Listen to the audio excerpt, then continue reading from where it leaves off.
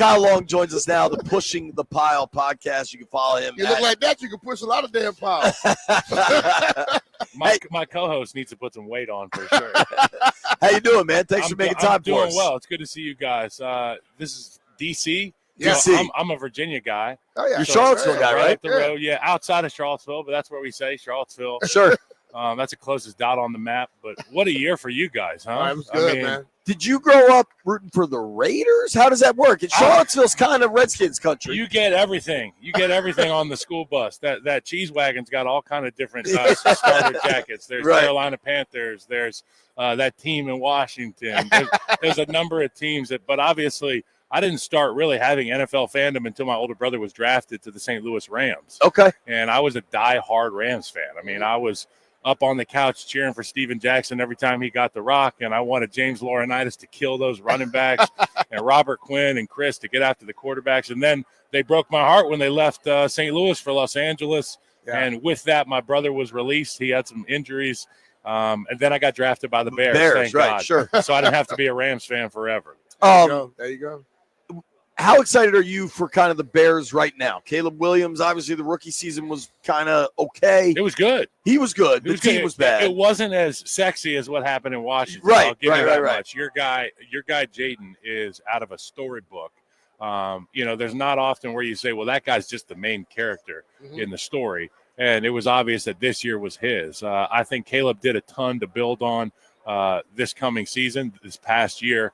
Threw the ball extremely well at certain times. I think having Ben Johnson will obviously be an exceptional step up for him in terms of scheme. Sure. I doubted their game plans in the first half. Sometimes I question their adjustments. Obviously, in game situational awareness, clock management. Yeah, it's bad. There was a lot of faux pas. How about the Hail Mary when the kids – We call it the Fail Mary. The DBs talking S to the sideline. And you know what? As much as I got a problem with that play and that behavior, those actions by Tyreek Stevenson, it was the play that preceded that. Sure. The 15, 12-yard out route. They just gave it to him. That put 5 in position to make the throw. Right. Yeah. We should have never been there. So yeah. At the end of the day, I understand the frustrations that Bears fans go through, but you get a guy like Ben Johnson in the building and you all of a sudden have that situational awareness go through the roof. Absolutely.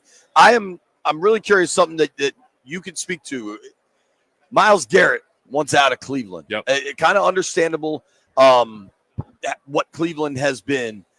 What do you make of Myles Garrett, the player? Wow. And where do you think that's going to end up going? I'll start the Myles Garrett talk by talking about Saquon Barkley, and I'll say that at his position, he is so much better than the next guy. And, yeah, I give a lot of credit to Derrick Henry, and his style is unbelievable. The longevity he's had is unparalleled.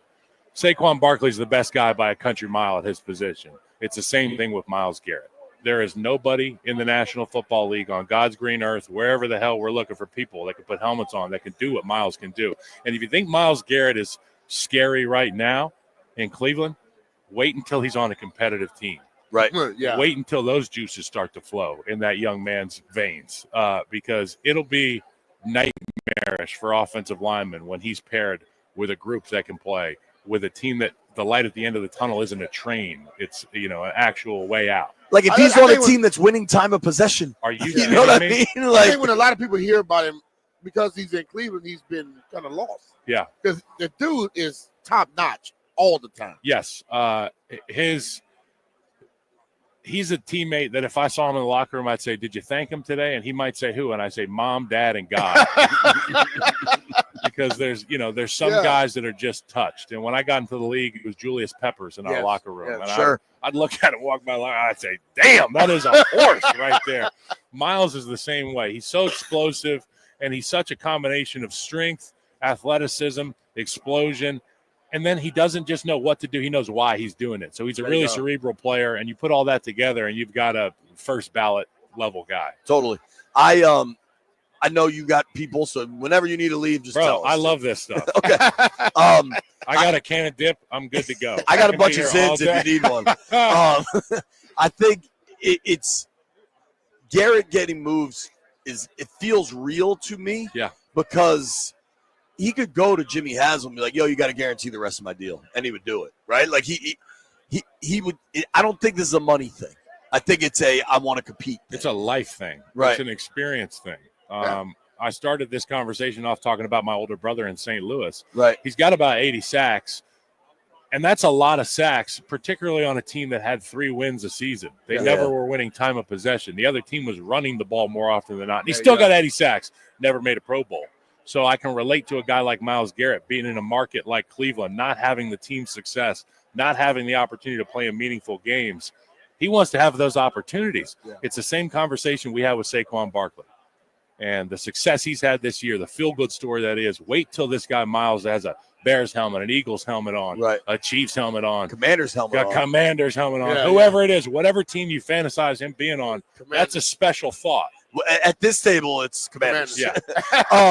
I'm curious for you, growing up outside of Charlottesville, obviously you have NFL ties on a level that very few people have, right?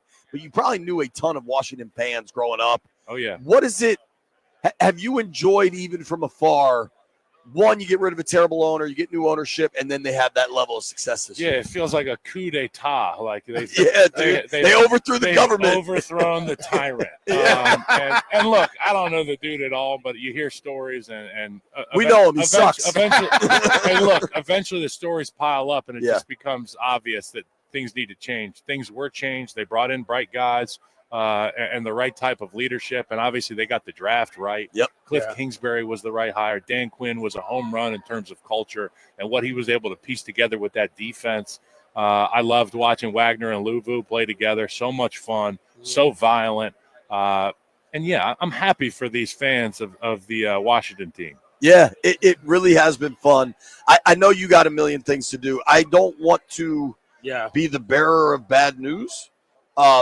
The Bears have just announced that Virginia McCaskey passed. I'm sorry to hear that. She was a great woman. I imagine you know her. I had not heard that. It just popped up. She was an absolute mainstay. 102 years obviously. Old. That's a great run. She had a great run. What a fantastic run for Virginia McCaskey. My thoughts and prayers go out to the McCaskey family. Obviously, the matriarch of the Bears. She was a woman who would lead the team meeting at the beginning of the year, and you kind of get her State of the Union address. For a lack of a better term, she was a real ass kicker, and we loved Virginia McCaskey, and I'm better for having met her and for being a Bear. That's great, man. Thank you for making time for us. Is there anything we can help the world know about? I know how much great work you and your brother are always doing.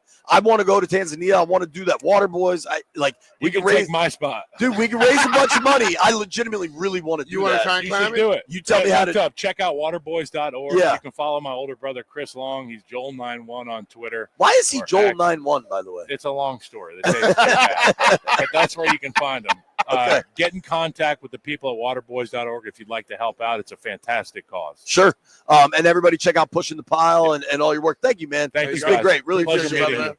You look like you can still play, dude. Yeah, well, I don't know about all that. I can't recover. I can play. I can't recover. I believe it.